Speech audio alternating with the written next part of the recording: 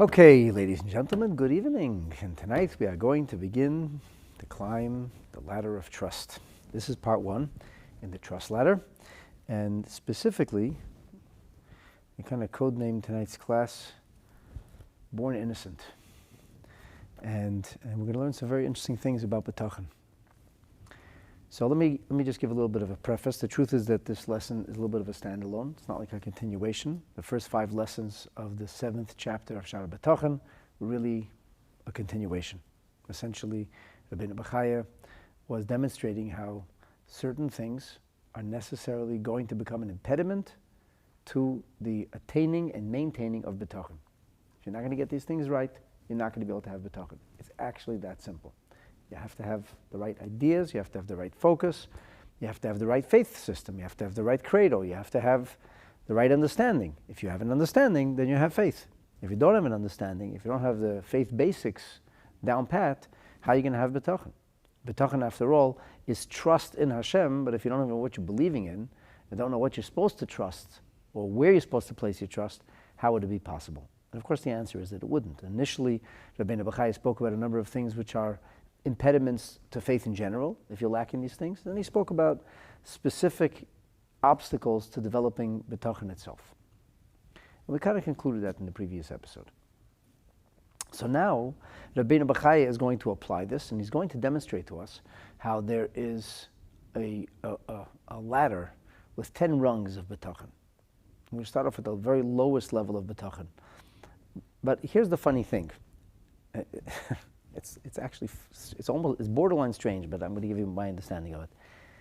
The first 5 rungs are actually a lack of Bitachon, or Bitachon doesn't make its way in. Initially, born innocent, we can't know any better, but later on we should know better, and we don't.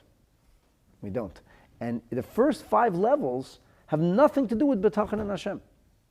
If anything, as we start moving up those rungs, by the time we get to level 4, we're going to see how the lack of Bitachon is a demerit, is a negative, because it's a total lack of Bitachon. So it's not really 10. It's not 10 rungs in Bitachon.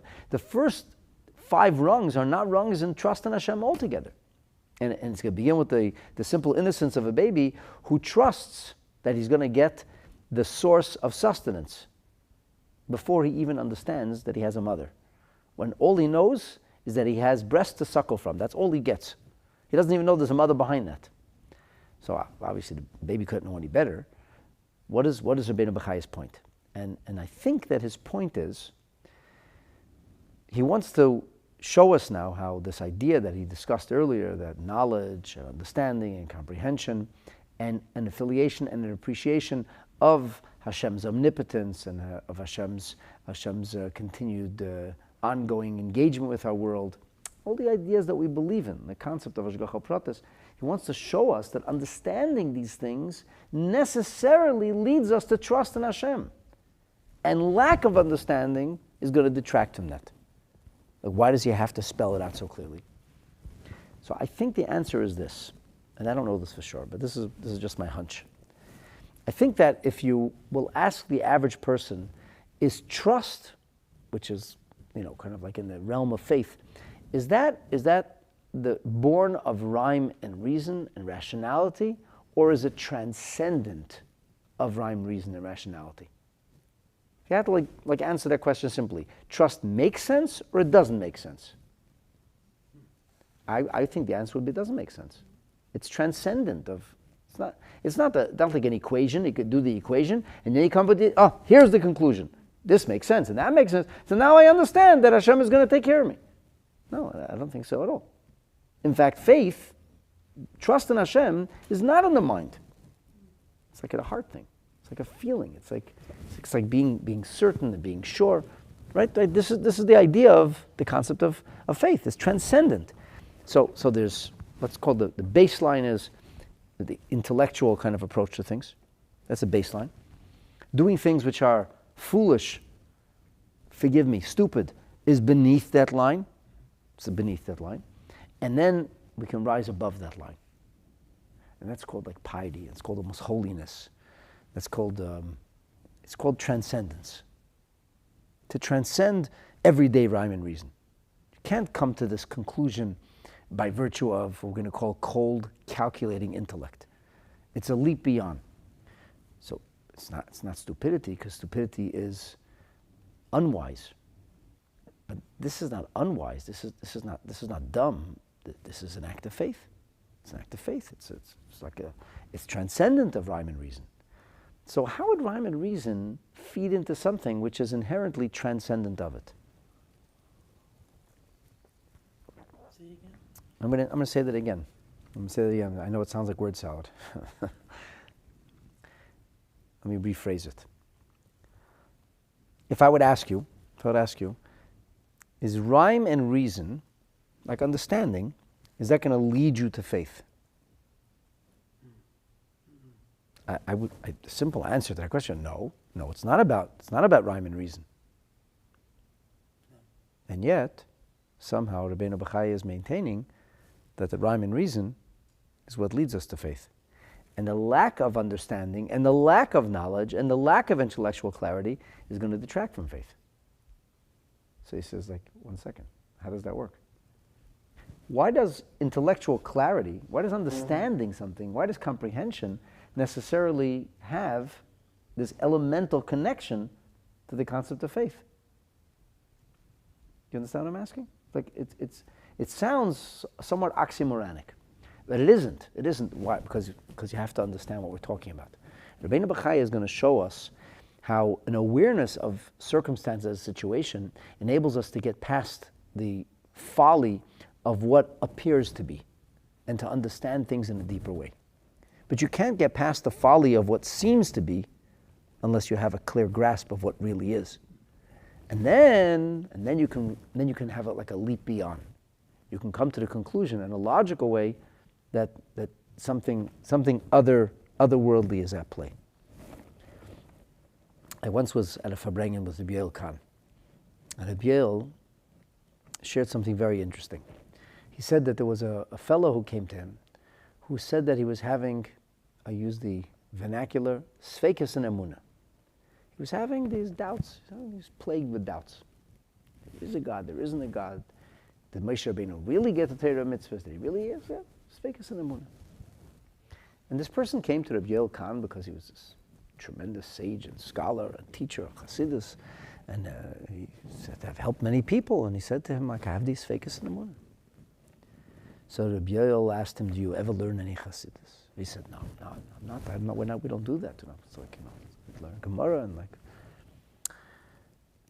And he wasn't open. He wasn't open to learning. There's certain rigors of learning Chassidus. You have to be familiar with language and system, because Chassidus utilizes much of the terminology and the phraseology and the systemization of Torah that's found in Kabbalah. So and he was like, no, I'm not up to that. So Rabbi asked him, do you ever learn the Rebbe's Sichos? The Rebbe's less formal teachings, not the Maimarim, not the Chassidus, but the Sichos, where the Rebbe asks and explains a whole bunch of things about Torah mitzvahs. And he said, no. So Rabbi said to him, I was just you start to learn the Rebbe's Sichos. So we started to learn the Rebbe's Sichos. And he came back to Rabbi and again, I remember just as a yeshiva student sitting by Farbrengen, Rabbi sharing this. And he says, a very strange thing is happening, he says. All of the Rebbe's Sichos make perfect sense. They're very logical analyses of a wide range of Torah subjects. And it all makes perfect sense to me. But he says, my sveikis and emunah are going away. My doubts are suddenly disappearing. Like I feel certain, he says. I don't feel those doubts anymore. In other words, there's like an element of the logic of Torah that enables us to kind of leap beyond logic. And the problem is, and I think this is already 1,000 years ago in the time of Rabbeinu Bachaya, but certainly in today's day and age, where people will say, no, I don't want to understand, I don't want to plumb into these deep things. I'm just going to, I'm going to stick to basics. I have emina tohira to tell you. I have pure faith. I don't need to understand about godliness. I have pure faith. But it's juvenile and it's foolish, because what happens is, when you use faith where you're supposed to be using intellectuality, then you burn out your engine. You're not supposed to be using faith here. Here you can actually understand it. Faith is where understanding ends. But when you apply faith where understanding should be, then when you need faith, you've already spent the fuel. You're not able to get past that. You have to first maximize with our minds what we can possibly understand, and only then can we take a leap into faith and trust in Hashem. I think that's a little bit of what's going on here. You'll forgive me for sharing my own ideas a little bit, but that's how I understand this. You'll see. We'll learn together. You see if you agree with me. I think this is a helpful way to approach the subject, especially because tonight we're not actually talking about faith per se. Not trust in Hashem, at least. These are paradigms of trust, examples of trust, and examples of how knowledge leads to a greater trust, albeit misplaced. And from there, we'll shatter the glass ceiling. But that'll be already the next episode. So if you're following along in the Kihat book, we're on page 241. It's where it says the progress of trust. Progress of trust. And it goes like this. Uchloloi shel davar. Uchloloi shel davar. So here is the rule. Here's the rule. That is to say, that up until now, we focused on the obstacles, the things that get in the way of attaining and maintaining the concept of trust in Hashem. Failing to appreciate the meaning of Hashem's power in the world, the meaning of Hashgacha Pratis, the cause and effect that we learned about in the previous episode, is basically going to be detrimental. It's going to stunt the development of your emunah and of your Bitachon. So now Rabbeinu Bachaya will illustrate how the more one recognizes Hashem's presence and the more one has a deeper understanding, the more he or she is able to advance in the arena of Bitachon. And like I said, it'll begin. This is the klolei shel davar. This is the rule. The rule is that by virtue of understanding and having clarity about what is and isn't, we're able to reach that level of transcendence. So klolei shel davar, be'inyan bitachon. I think this is the first time in the entirety of the book that we came across such a phrase, klolei shel davar. The general rule. Here is the general principle. Here is the rule. This is like so to speak, across the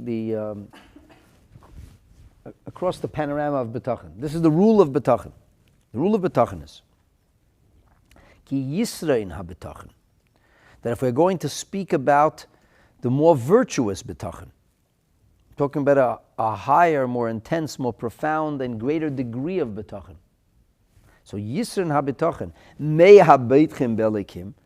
If you want to know how the more profound Bitachon is developed amongst the trusters, amongst those who have trust, amongst those who place their trust in Hashem, if you want to know who places his or her trust best, so the general rule is that it's kfi yisrein idiyasa ma'isa. It comes in accordance with how well they know him. The better you know him, the more Bitachon you're going to have. The less you know of him and about him, the less Bitachon you're going to have. In other words, your knowledge, your understanding will lead you to transcend.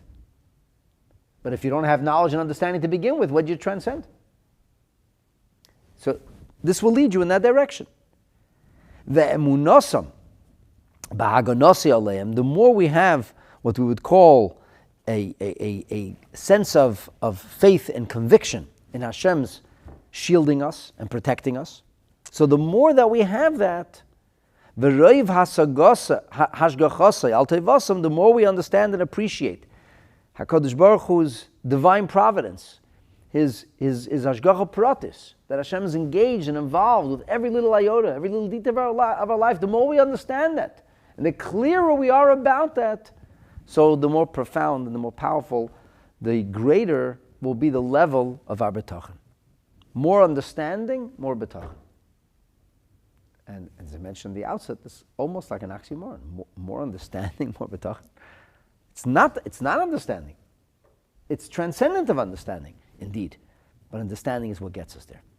So that's the rule. That's the general. And this first sentence is about Bitachon. But now we're going to start climbing the ladder. And in this ladder, we're going to talk about the 10 different levels. We're going to illustrate this idea that Rabbeinu Bachaya is now proposing, namely that the more one appreciates Hashem's omnipotence, the more one is aware and mindful of Hashem's engagement and involvement with everybody's life and how Hashem is the ultimate prime mover and the cause of all that happens, the more we understand this, the more it's clear to us, so the greater will be the level of our Bitachon. But on the first 5 levels that we're going to talk about now as we climb this ladder, we're not even talking about Bitachon and Hashem at all, which is quite surprising. But before you go to sleep, and just stay awake, because there's going to be one very, very important little detail in Bitachon that I think gets slipped in here. He slips it in between the lines. He slips in something extremely powerful. It fits right in. But he slips it in, and it's in the midst of talking about trust, which is non-trust in Hashem, he slips in this very powerful message about Bitachon, as you will see. Okay, v'hine, hayeled, little baby, betchilas inyonei. Tchilas inyonei is the beginning of his being, the first stages of existence. I talk about infancy, first moments of life. So what does he trust in? Where does he place his reliance? On the mother. He doesn't even know his mother exists. Does he understand what a mother is? We're talking about a baby that's a few hours old. What is the baby looking for? Food. Food. A human being somehow inherently knows they need food. In the womb, he has an umbilical cord, and he's fed, and he doesn't get hungry, unless the mother doesn't eat, and then he gets very hungry. But if the mother's eating, he's fine.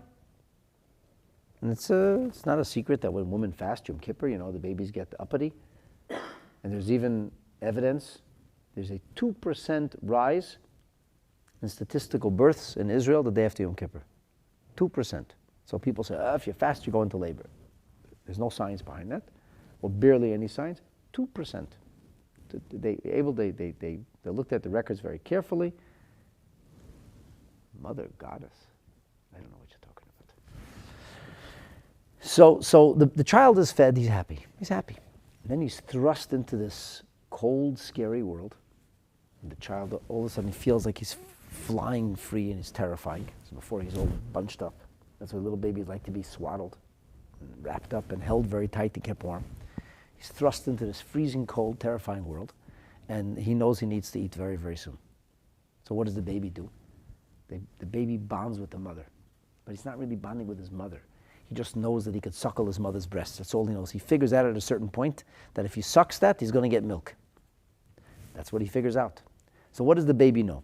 The baby knows that he has breasts to rely on. That's all he knows. He doesn't have to know anything else.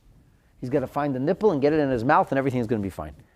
And maybe he figures it out in the first half hour of his existence, or the first 2 hours or 3 hours, and then he knows. And then he cries, and that's all he wants. Get me back to the bosom, get me back to the breast, and I can suckle, and that's it. That's all the baby knows. Now, David HaMelech actually uses this metaphor. It's a very powerful metaphor, and David HaMelech uses it when he wants to describe and demonstrate the concept of trust. K'moishe Nemar, like it says, and this is found in Psalm 22, in the 10th verse, which is an incredible chapter of Tehillim. Altogether, this is the prayer of Esther as she's walking into the throne room and sees her life flashing before her, and is filled with a message of trust in Hashem. She's like steeling herself with trust. And in verse 10, the psalmist says, "Kata goichi mi beten imi," you enable me to emerge from my mother's womb. But that's not what Rabbeinu Bachaya quotes here. Mavtichi al shdei imi. I rely, I have my surety is upon my mother's breasts. That's what the baby knows. As Rashi points out, Zimanta la'adam shidayim lishoin aleim lemichya. Hashem arranges the mother's breasts so that the child can rely upon this for food. Obviously, a baby can't speak, but if you think the baby understands that there's a human being behind those things, I don't think so. The baby just knows he's looking to suckle. That's all. He's looking for Shdei. He's not looking for anything else. And as long as he has that, so then he's happy. Miftachi is like from the word Bitachon, to be secure, to be guaranteed. The Metzudas David says, Mimcha hiftachti, from you I learned what the meaning of trust. Li'ishoyin al Shdei imi, li'isnizin michalba. He relies on his mother's breasts to be nourished by her milk. That's all the baby knows. And it's a paradigm of trust. That's what the baby's full reliance on. He doesn't know from anything else. Then what happens? Then the baby at a certain point figures out that his mother is not just a milk machine. That there's a person here. There's this woman who is his mother, who cares about him, who's devoted to him. So Rabbeinu Bachaya says, Chasher techazak hakarasei, as his recognition grows, as his awareness and his perception begins to develop, and it gets a little sharper, it gets a little better, and it improves. So then, Meishiv Bitachon al imay, he relies on his mother. He finds comfort in his mother. The baby just wants to know where his mother is. As long as mommy's there, I'm okay. Mommy's my protector. That's what he's looking for. His mother, that's where he places his trust. And this is not because his mother is a milk machine. At a certain point, it goes beyond simply suckling. At a certain point, the child feels a sense of comfort as long as his mother's around. If he's bereft of his mother, separated from his mother, then he has separation anxiety, then he gets very nervous. This is also alluded to in Tehillim. These are the most powerful examples of trust, where a child trusts implicitly the fact that his mother's there, the child is calm. The moment the mother's gone, the child is lost. So this goes forward to Psalm 131. Over there, in Kapitel Kuf Lamed Aleph, David HaMelech says, Im lo yishivisi v'deimamti nafshi, k'gomol alei imoi, k'gomol alei nafesh. So David HaMelech says that he's talking about trust over here. And the translation, as they put it in the Kihat edition, is that he likens his soul to a child just weaned from his mother. Like a child just weaned is my soul. That's just weaned. Just weaned means the child has been fed by his mother and now places his trust in his mother. The child feels good in the presence of the mother. He's calm. The mother's not there, the child is lost. And we use this as an example. The just weaned mother, that is actually the example of pure trust. So, for example, the weaned toddler has some measure of independence, yes? Yet he always remains very close to his mother. He relies on his mother for security and guidance and support. Maybe he's eating solids. Maybe he's not breastfeeding anymore. But the child just wants to know his mother's there. The mother's there, and the child is calm. And the mother's not there, and the child is lost. Anybody's ever seen, like when a mother gets sick and separated from the children, it's a very painful, very difficult experience for the baby. So once again, David HaMelech has demonstrated that we use this example of pure and perfect trust of a baby who trusts in the mother. Now, after we've moved through those initial 2 rungs of trust, the question is, does the child still find what we're going to call a sense of security only in his mother? At a certain point, the child feels that he needs a protector. And the protector the child feels is his daddy, his big, strong daddy. That's the protector. So something changed in the child. Let's take a look in the Mefarshim just in this opening 2 rungs. The Neder B'Kodesh says, Klali Shel Davar. What is this? What is the Mechaber? What is the author trying to do here? He says, Reitze laharis lanu eser kedushay sumayles min habeitchem. He's trying to demonstrate to us that there are 10 rungs of trust. And he wants to show us the virtue of one over the other. What does he want to show? Why does he want to show us the virtue of one level of trust over the other?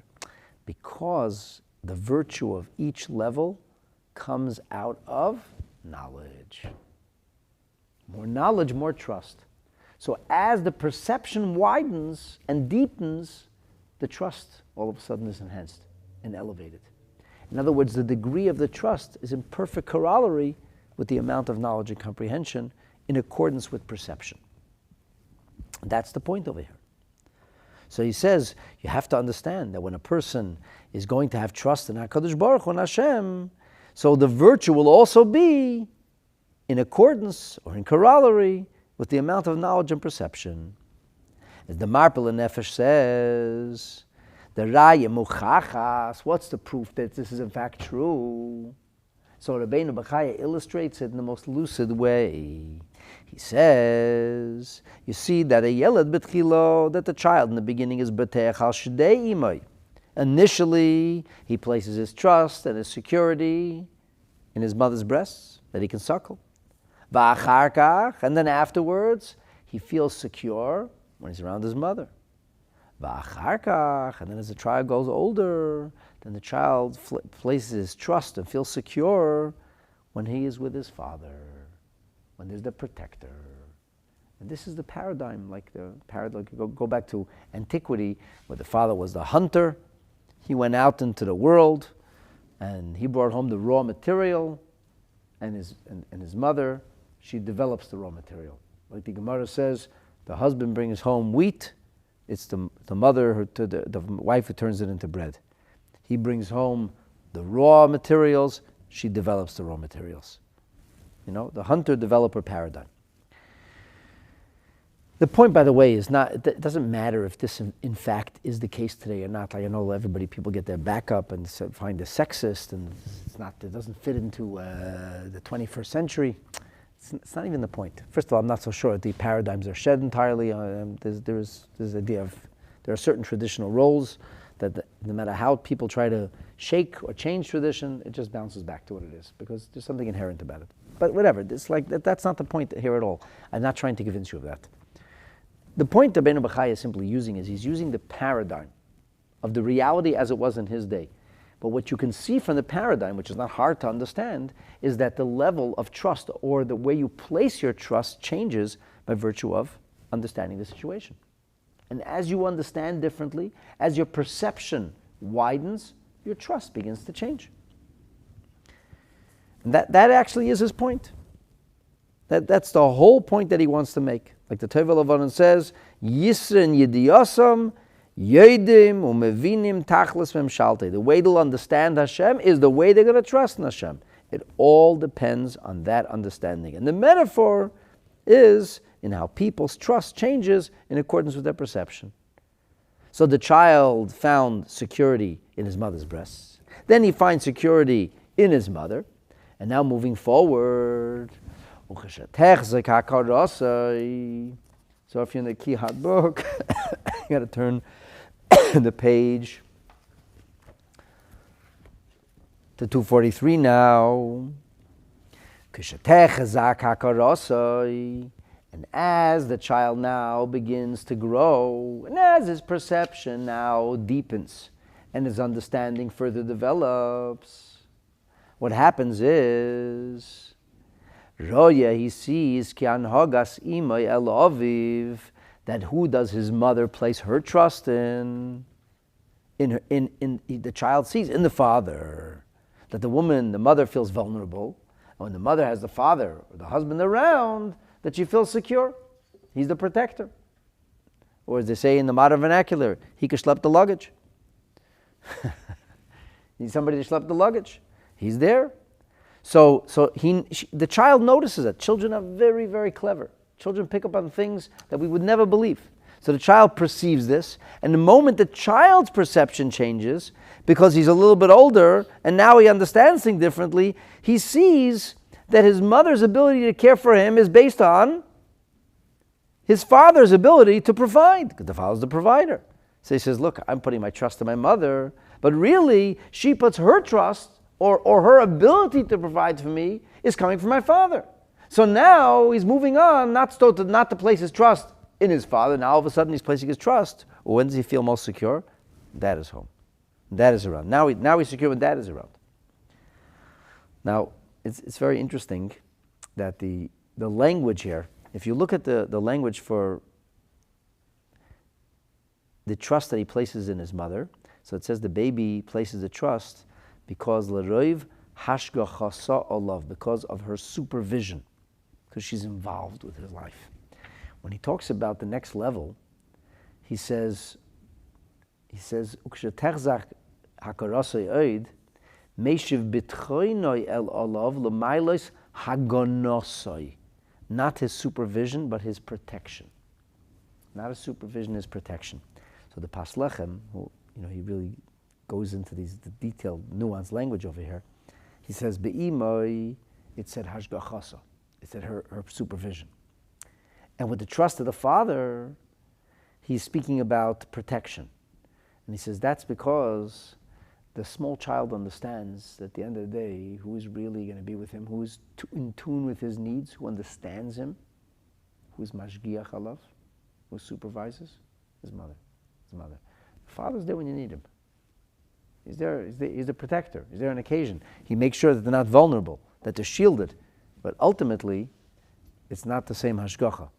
The child understands that it's his mother who's involved in those little details. So, but the perception has changed. The perception has changed. With the child who felt 100% at ease and tranquil when his mother was around, as he gets older, now feels vulnerable and exposed. And the opposite of tranquil and at peace when his father's away. Only when his father's home does he feel that security. He's secure because his father's there. And then, so little children, they think that their parents are able to take care of them, and as long as the parents are there, the parents are going to be there for them, and the parents shield them, and the parents protect them. And then what happens? Then the children all of a sudden grow up. They become teenagers. And all of a sudden they didn't need the parents. And one mother once told me, my son, she said to me, he loved his parents, he loved his mom. All of a sudden became a teenager. He'd say, "Mom, drop me off here. I'll walk the last block to school." All of a sudden he was embarrassed of being seen with me. I was like an embarrassment to him. She said it was like a very swift change. All of a sudden the teenager is all on his own. He's independent. I can do this all by myself. I don't need mommy and daddy to come and clean up for me. I don't want to have mommy and daddy holding my hand and shielding me and protecting me. So all of a sudden, now he moves on. And this is the fourth level. So Rabbeinu Bachaya says, "Kasha yechzak gufay." He becomes a little bigger, a little stronger. V'titachin lei tachbula, and he starts to develop his own strategies for life. He's able to figure out how to deal with his own problems, so to speak. He doesn't run home and screaming, "Mommy, mommy, take care of me," or "do something for me." He's not going to be a mama's boy. At a certain point, he's not screaming "daddy" either. I'll take care of myself. And then he gets a little older, and he starts making his way into the business world. And he's b'michyase, b'melacha, he's chayra, he's making his own living. He doesn't need a roof over his head anymore. He's providing his own roof, whether he's doing menial labor or he's engaged in commerce or a profession. V'adei malem. So now, who does he think? Who does he place his trust in? Myself. But you take care of me. Mom and Dad should take care of me. I take care of myself. He places his trust in his own strength. He places his trust in his own acumen, in his own wisdom and ingenuity and strategy. And this is all this is actually an extremely foolish thing. We already talked about this in the previous episode, that sichlus is not stupid, but rather ignorance. He's very smart, but he's very ignorant. And he's ignorant, he thinks that his mommy was taking care of him. He thinks his daddy was taking care of him. Who took care of him all along? Hashem took care of him. No, but he doesn't think so. So in his juvenile infancy, he thought that it was mother's breasts were taking care of him. That's all he wanted. Just wanted to suckle. Then he got a little smarter. He realized it's not about suckling, it's about his mother. His mother protects him. Then he got a little smarter, and he realized that his mother is relying on the father for protection. So now when the father's around, he feels that his father's protecting him. And then he got so smart, and now he realized he could protect himself. But in truth, he's ignorant of the fact that all along, up until this point, who was protecting him and who was providing for him? HaKadosh Baruch Hu was doing all those things. So if you think about it, we just went through 4 levels, and there's no trust in Hashem whatsoever. So why is Rabbeinu Bachaya telling us about 4 levels? There's no trust in Hashem. Because in the 4 levels, what you see is how perception changes Bitachon. Forget that it's misplaced Bitachon. Let's leave aside the fact that it's not trust in Hashem, but you're placing your trust in something. And the placing of the trust depends on your own perceptions changing, your own understanding of circumstances. A little child thinks that his father is like the most amazing creature who walks the face of the earth. Little kids worship their father. Then they become teenagers. They don't worship us anymore. They start laughing at us. They're embarrassed of us. And they move past that. And they start relying on themselves. But the truth is that all of this is a tragic mistake. Now, Rabbeinu Bachaya is not finished. He's going to go through a 5th level of who people place their trust in. And then he says all of a sudden they crash. All of a sudden they realize that the people they're placing their trust in can't actually deliver. All of a sudden they come to this awareness and realization that HaKadosh Baruch Hu is running the show. But even that is in a very limited fashion. But that's when we get to level 6. But before we go to level 5, Rabbeinu Bachaya slips a story in here. He slips a story in. It's a very strange story. Very strange story. It's a story that seems almost harsh. Let's look at it together, and I'll tell you why it's like very difficult to understand and what I think the pshat is.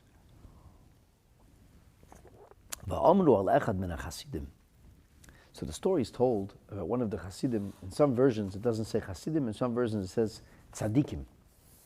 One of the Tzadikim. It's in this Hebrew version of Hamavur La'ir Chassidus, he brings down that the story happened not with a chassid, but with a tzaddik. And of course, I'm going to ask you, what's the difference? Chassid, tzaddik, why does he even say it that way? And he had a neighbor. He had a neighbor. And the neighbor was a Sofer Mohir. A Sofer Mohir was an expert scribe. Expert, fantastic scribe. And because he was a fantastic scribe, he made a good living. He was talented. He had what they call in Yiddish golden hand. They had golden hands. I mean, he could do anything. He could write, he's a calligrapher, and he made a very good parnasa. He's making a living off his calligraphy. Okay, what happened? So what happens is, Amar lo yem echad, this one of these great Hasidim or tzaddik said to him one day, "Hey, how's life? How's it going?" And he said, "Amar lo b'tov, everything's great. Everything's great." He said, "Ba'oid yodi shlema, as long as I have my golden hands, everything's great, because I can make a living and I pay my way. As long as I have my hands, I'm great." What happened? And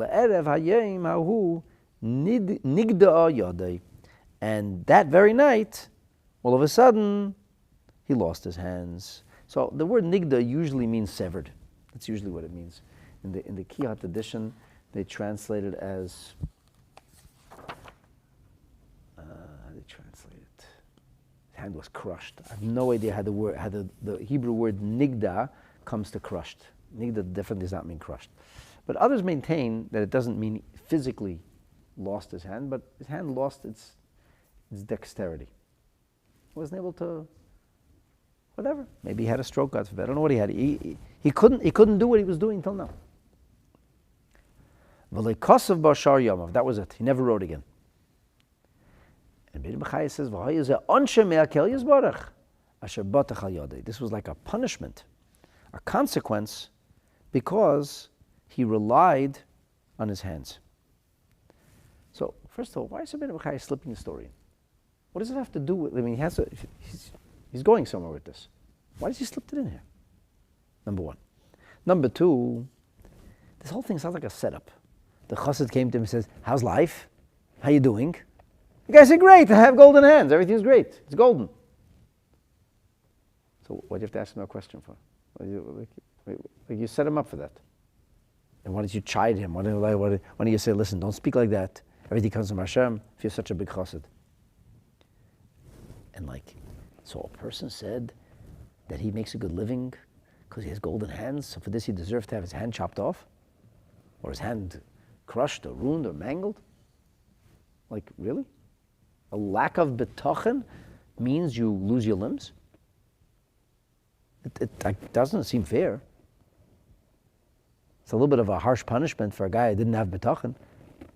Especially because, most people, even if they go around saying Baruch Hashem and Be'ezus Hashem, they actually think like this guy. Most people think like that. Most people think, how's life? Oh, everything's great because I have, this ability to make a living. As long as I have this ability. That's unfortunately the vast majority of people. There aren't that many big bitachon people. Who are we fooling? And even when we learn about bitachon, we want to, and it's very hard to maintain that mindfulness. So the guy said what everybody thinks. Because of that, he got his hands chopped off. It really doesn't seem fair at all. So I would like to suggest a whole different pshat. I mean, I'm a little uncomfortable because it doesn't say this anywhere. It doesn't say, none of the Mefarshim really speak about this. None of them ask the question, none of them answer the question. Which is strange to me altogether. Why don't they ask or answer this question? Well, what's the trajectory here of Rabbeinu Bachaya? What's the reason for the story? What's even the reason? What's the difference if it was a chassid who asked the question? Who cares? Why do you say there was a person who made a good living and he said, "V'haya that this is all because of my hands"? He would go around boasting about his hands. You know how many people I meet that boast about their wherewithal or ability? And that's why I'm so smart. That's why I'm a millionaire. I'm so diligent. I'm so skilled. People do this all the time. Why do you have to make the story? They said, they said. You don't have to go to a once upon a time story. Just look in the mirror and you'll get the story. This is how most people think. So there was a terrible terrorist attack in northern Israel in May of 1974. I think it was May 15th. And some of you, maybe you're old enough to remember that in a place called Ma'alot, there was these monsters. They broke into a home, they killed 3 members of the family, slaughtered a family, and then they went to a school. And the school had 100 children who were sleeping there from an overnight. They were camping or something, and they were sleeping in the school building. So I think 20 escaped jumping out the windows, but there was 60 or 70, a very large amount of teachers and counselors and school children, teenagers who were stuck. And they wanted a release of PFL prisoners. And Israel actually agreed. But this was being coordinated at Damascus, and somehow the codes didn't reach Damascus. And they threatened that a certain time comes, they're slaughtering the children, Rahman al-San.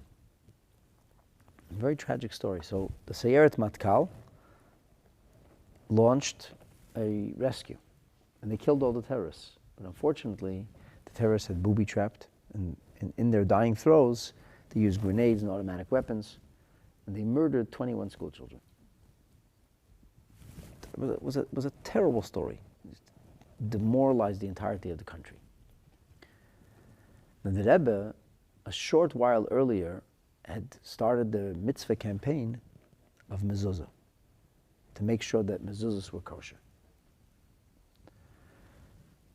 And somebody went to the school and took down the mezuzahs. So initially there was 17 children reported killed. They found 17 mezuzahs that weren't kosher. And then later they found out there was actually 21. So another 4. And they found another 4 mezuzahs that weren't kosher. Freaky stuff. And the Rebbe said something was pushing me to start this campaign, the mezuzah, which says brings protection. And I didn't know what it was. The Rebbe said I didn't know what was pushing me to try to increase the protection of the Jewish people. And now it becomes clear.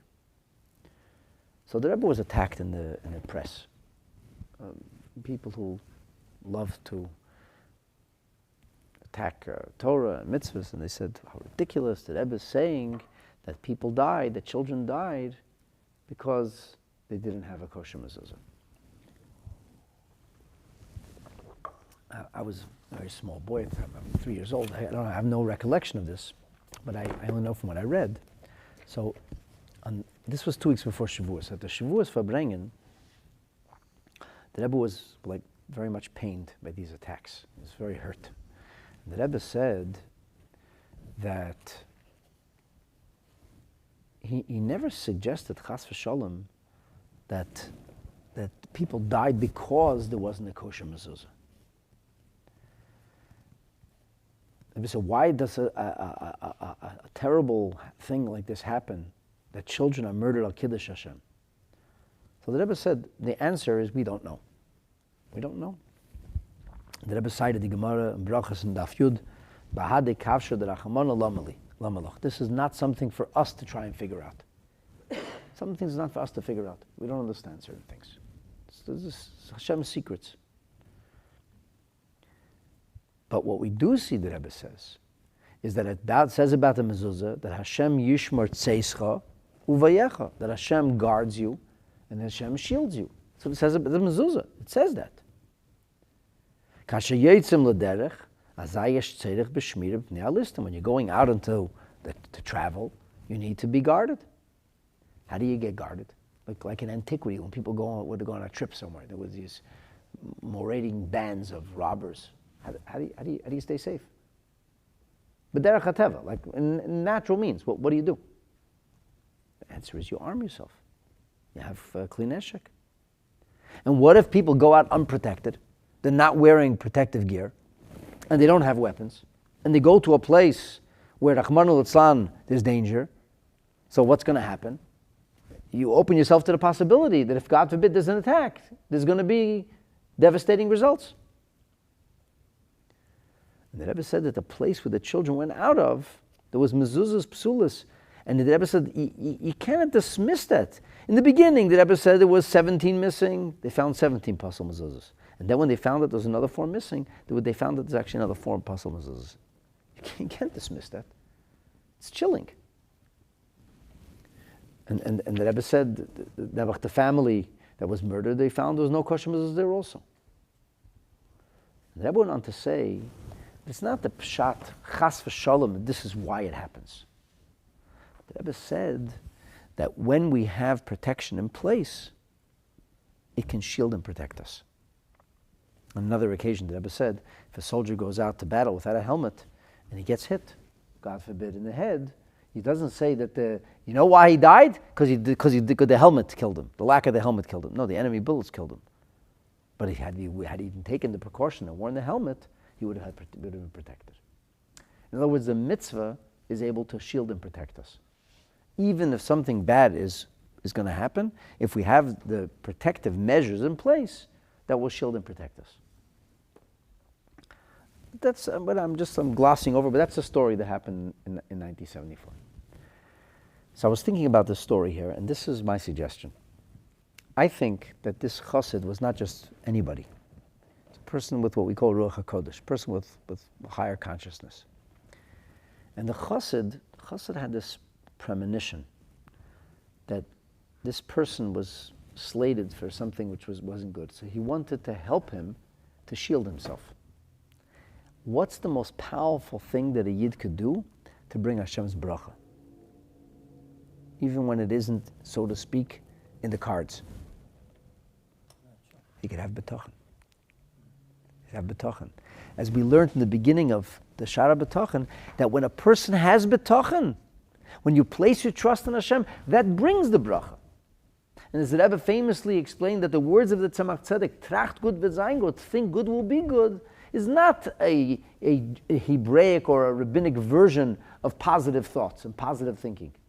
Tracht gut means you place your trust in Hashem. There's a famous story that there was a young man from Israel. He was studying in yeshiva in New York, and he got a message that his father had a heart attack, and it's a very, very critical situation. And he immediately dashed off a note to the Rebbe, and he wrote, "I don't know what to think." And the Rebbe answered him back immediately, "You don't know what to think? You should think positive and put your trust in Hashem." Which he did. He had such a sharp answer, he did. And later on he received word that things turned around, and that the critical circumstances, the really, really critical time kind of passed, and that his father was on the mend. So he came running to the Rebbe's office. This is like in the early 50s. There's a video of it. The guy tells the story. Came running to the Rebbe's office to say that the Rebbe asked his secretary to ask this fellow, when did things change? When did things change? And it turned out, when he started thinking positive, placing his trust in Hashem, that actually made the difference. It's exactly then that things changed around. Does it change? Well, we don't know. I'll take back the question. Could it change things? No. Yes? Does it change the outcome, or does it change your perspective? No, it could change the outcome. Putting your trust in Hashem changes the outcome. So this is what I'm going to tell you is a documented story, and I've shared it many times. It's documented. It's a famous story that Ariel Sharon was in the Rebbe's study for Yichidus, private. The Rebbe asks him, when are you going back to Israel? And he tells the Rebbe, tonight. And the Rebbe says, I don't think it's a good idea. You shouldn't go tonight. And incredibly, Ariel Sharon didn't go. The Rebbe said not to go. He was not exactly, the biggest chassid, as they say. But the Rebbe said not to go. He didn't go. And that plane was an Alitalia plane. It was hijacked by Palestinian terrorists. And guess who they were looking for? Ariel Sharon. Because they knew, they had the manifesto, the flight manifesto. They knew he was going to be on the plane.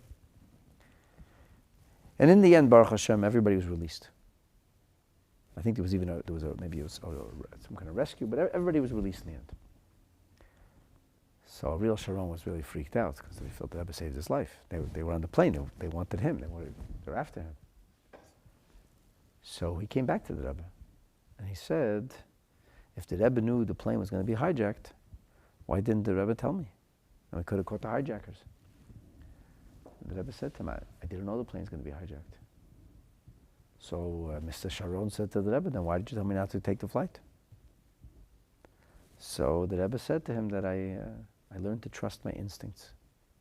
When you told me that you're taking a plane tonight, a very, very cold uneasiness overcame me. So I told you I don't think you should go. Now, what exactly that means, and how much did the Rebbe really share what he knew or didn't know, I don't know. I'm just like, what do I know? I'm just a regular guy. But tzaddikim can have awareness of certain things. Ruach HaKodesh doesn't have to mean that the tzaddik sees with perfect clarity exactly what's going on. There are many stories of tzaddikim where tzaddikim have an awareness in the way that they have. They have something called a higher consciousness and awareness. I think that Ariel Sharon's Bitachon, his amunas tzaddikim as it's called, his trusting, the Rebbe said don't go, and he didn't go. I think that did change things around for him. I think it literally did change things around.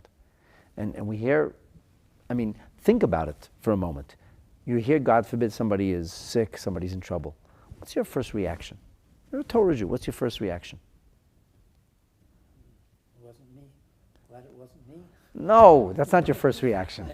No, but that's... You're going to daven. I'm not saying not me. I'm just saying... You're going to daven. Reaction be? What's your first reaction? You're going to daven. Yeah, talk to Hashem. What do you talk to Hashem? What do you think that's going to change things? What do you think that's going to change anything? Hashem is going to do whatever Hashem wants. Yes. We don't say that. We say we could pray. We say we could do mitzvahs. We believe that the Torah we study, the mitzvahs we perform, the prayers we offer can make a difference. Torah Emes tells us that that's what we're supposed to do. In fact, the Gemara says if you have a chola b'bayit, somebody sick in the house, you should go to a sage and ask the sage to pray for you. Because he's a better davener. I don't know, closer to Hashem. The story is told that Rabbi Yochanan ben Zakkai was the leader of the Jewish people, like he was the Rebbe. And this was a story in the house, and he said, go to Chanina ben Dosa, ask Chanina to pray. So they said to Rabbi Yochanan, what's going on over here? Chanina ben Dosa should pray? Like, well, you're Rabbi Yochanan ben Zakkai, you're the leader of the Sanhedrin. And Rabbi Yochanan said that I am like a sar lefnei hamelech, I'm like an officer, a senior cabinet minister, doesn't just walk in and out. He says, Chanina is like an attendant, he's in and out all the time. It's different levels of different tzaddikim who can pray in different ways. There is such a thing. That's why we go to the Rebbe. Exactly. That's why we go to the oil, that's why we daven. That's exactly what we're talking about. So one of the key elements of being able to change the future in a positive way is having bitachon. So Rabbeinu Bachaya slips it right in over here. He says, this guy, he's all about Almighty me. And he said, by the way, that he came to this person, and he said, how you doing? And my read on this is, he said, Heich in yonecha, because he was hoping to bring forth from him, the person should say, Baruch Hashem. Mm-hmm. The person should place his trust in Hashem. He was trying, because this is what tzaddikim do. This is what real Hasidim, the great Hasidim did. They tried to bring forth a profusion of faith in the person. Try to pull it out of the person. Unfortunately, it didn't work. Amar lei toiv, I'm great, my hands. This is gold. My hands, as long as I have my hands, I'm great. And the chassid thought to himself, Nabach, that's sad. Because the next day he didn't have his hands anymore. That's my read on the story. Yeah, I mean, this is the way it makes sense to me. Otherwise, like I said, there's three problems with the story. The first is, why do we get the first part of the story? What's the difference? Amru al echad. The chassid said, well, who cares what he said to him? The main thing is what he said, what he answered. So who cares what he asked? Who asked? So you could say, anybody asked him how he's doing. Why a chassid or a tzaddik? So that's number one. Number two, the punishment is not fair. I don't think it's a punishment per se. I think the word is consequence. The consequence, that's the word. It was a consequence. And number three, what does this have to do with the trajectory of this lesson, where he's going through levels? The answer is, it seems it doesn't. But I think Rabbeinu Bachaya feels very, very compelled to insert it over here. It's almost like this. It's almost like level 1, 2, and 3, you cannot blame the child. If a child finds comfort and security in his mother's breasts, he's just that's a baby. Yeah, they're wired that way. The baby's wired that way, right? A little child is just at ease when his mother. As long as he's with his mother, he's at ease. He's separated, he gets anxious. This is also like so the child's wired that way. The child doesn't know the difference. Later on, he realizes that his mother is anxious unless his father's around. When the father's around, the mother's relaxed. So he becomes relaxed because his father relies on his father. He thinks his father's God, so to speak. Relies on his father. There's not. What do you want? That's a kid. A kid thinks his father could shave him. You know what it becomes an issue? Now he's bar mitzvah. Now she's bat mitzvah. Now they're done with their parents. And then they start thinking it's almighty me. This is where the problems begin. This is where the lack of bitachon actually sets in. And that's why Rabbeinu Bachaya slips the story and he said, V'amra lechad. The person who relied on himself, that was the big problem. So this is where we have to, that's where you start working on bitachon. It's almost like the small child doesn't know the difference. He's too innocent. He's born innocent.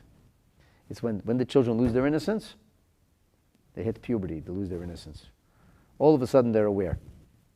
It's like when the child is very, very small. So, like we say, "Kenafshi gomul olai." So the Eretz HaChaim says something very interesting.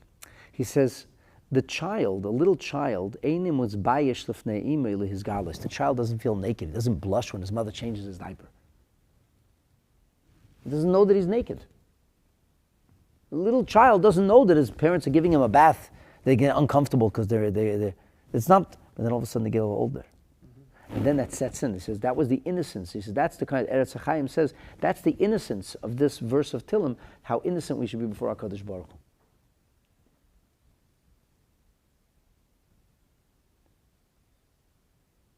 So Yitzi's asking, it doesn't say who it was you probably mean to write. It only says that he was He was a chassid, yeah. He was echad min hachasidim, not just one ordinary person. He was it was somebody extraordinary. I told you, in the other version it says a tzaddik.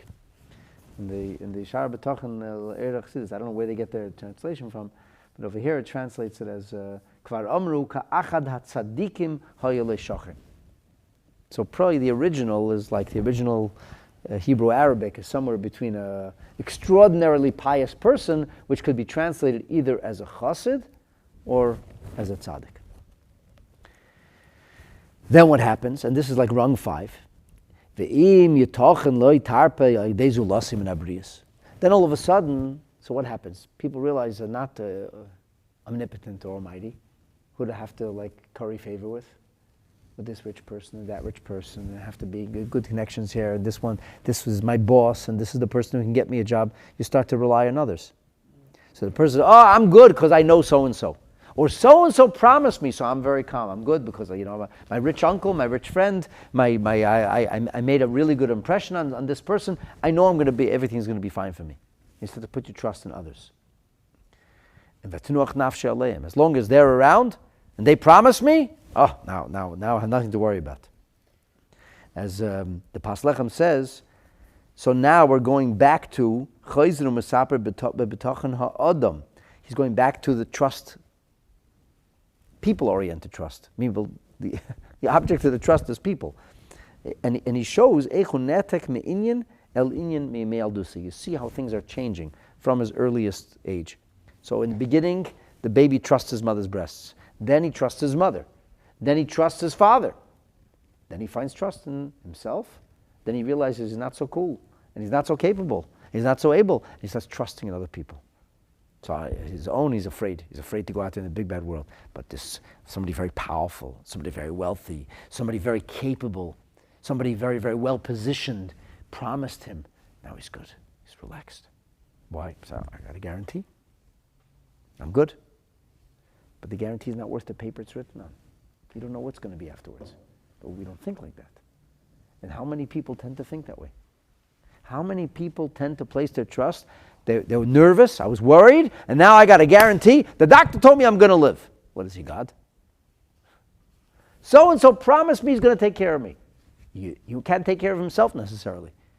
As we learned earlier, he's here today, gone tomorrow. So the point is, once again, that this 5th level is the person, he puts himself at ease, and he's calm and tranquil because he put his trust into somebody else. But we see over the 5 levels, the 5 rungs of climbing this ladder of trust, that we see that the person keeps placing his trust in different levels or different people. And what changes from one level to the next? What changes? Perception, understanding, awareness. First, the baby understands that it's not breasts that are feeding him, that it's his mother who's feeding him. Then he understands that it's his father who's the provider. Then he realizes, I don't need my father and mother. I'm my provider. Then he realizes, maybe I'm not my provider. But I have good friends. They're my providers. Those are the 5 levels. The 5 levels change by virtue of maturity and understanding. So our comprehension of the circumstances necessarily change and shift our attitudes and who we place our trust in. And now Rabbeinu Bachaya has positioned us now to start actually talking about trust in Hashem. So now, from levels 6 through 10, the next 5, the second 5 rungs of the ladder, now he's going to go through the levels of trust and show us that the more we understand and have a comprehension about our Kodesh Baruch Hu, the deeper and more profound is our level of trust in Him. That's where we'll stop for today. And Be'ezus Hashem Yisbarach, next week we'll continue from there. Thank you for joining. Yasher Koyach. Thank you. And thank all of you. Please share. If you haven't yet, please subscribe. And I look forward to seeing you back. Laila Tov, Kol Tov.